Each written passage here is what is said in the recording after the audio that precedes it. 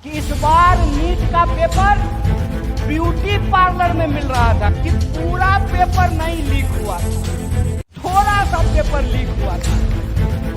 ऐसा लग रहा है जैसा ये सरकार नहीं चला रहे हैं, प्लम्बर की दुकान चला रहे थे कि पूरा पानी नहीं लीक हुआ है, थोड़ा थोड़ा पानी लीक हो रहा था। ये धर्मेंद्र प्रधान नहीं है, लीक प्रधान है, लीक प्रधान है।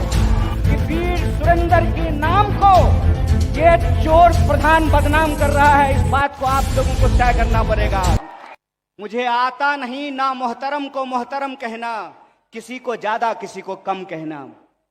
हम आपसे आज ये खरी खरी बात कहने के लिए आए हैं कि ये संबलपुर के लोगों को तय करना पड़ेगा, ये उड़ीसा के लोगों को तय करना पड़ेगा, ये वीर सुरेंद्र की धरती के लोगों को तय करना पड़ेगा कि वीर सुरेंद्र के नाम को ये चोर प्रधान बदनाम कर रहा है, इस बात को आप लोगों को तय करना पड़ेगा।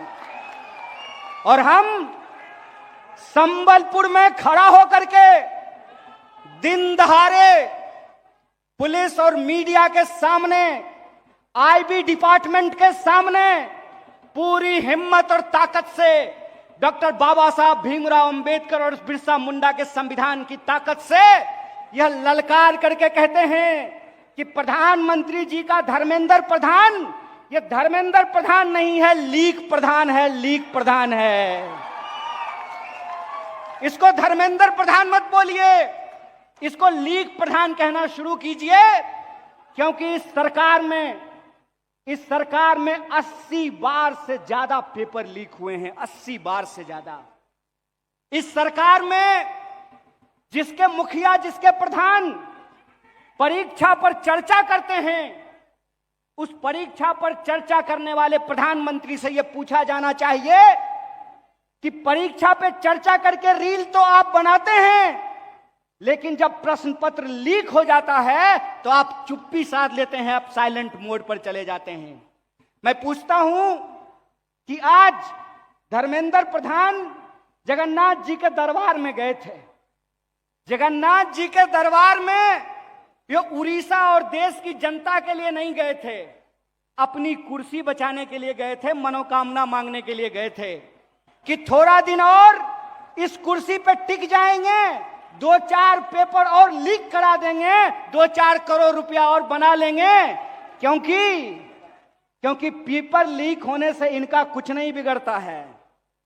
जब पेपर लीक होता है तो नेताओं का कुछ नहीं बिगड़ता है, उनका जेब भरता है, लेकिन जब पेपर लीक होता है तो इस देश के लाखों करोड़ों बच्चों का भविष्य जलता है। और मैं कहता हूं कि ये कैसे देश का निर्माण आप कर रहे हैं, इस देश के नौजवानों का आंख फोड़ करके आप विकसित भारत का चश्मा बेच रहे हैं।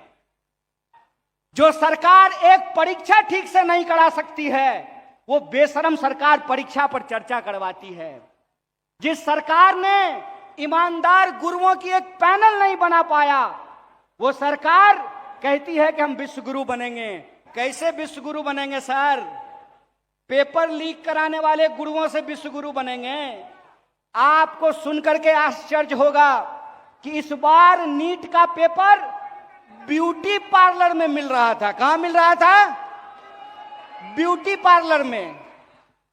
और पेपर जब टेलीग्राम पर घूम रहा है, पेपर जब व्हाट्सएप पर घूम रहा है, तो बेशरम सरकार के समर्थक कहते हैं कि पूरा पेपर नहीं लीक हुआ था, थोड़ा सा पेपर लीक हुआ था। ऐसा लग रहा है जैसा ये सरकार नहीं चला रहे हैं, प्लम्बर की दुकान चला रहे थे कि पूरा पानी नहीं लीक हुआ है, थोड़ा थोड़ा पानी लीक हो रहा था। अरे 600 नंबर का क्वेश्चन लीक हो गया, व्हाट्सएप पे क्वेश्चन घूम रहा है।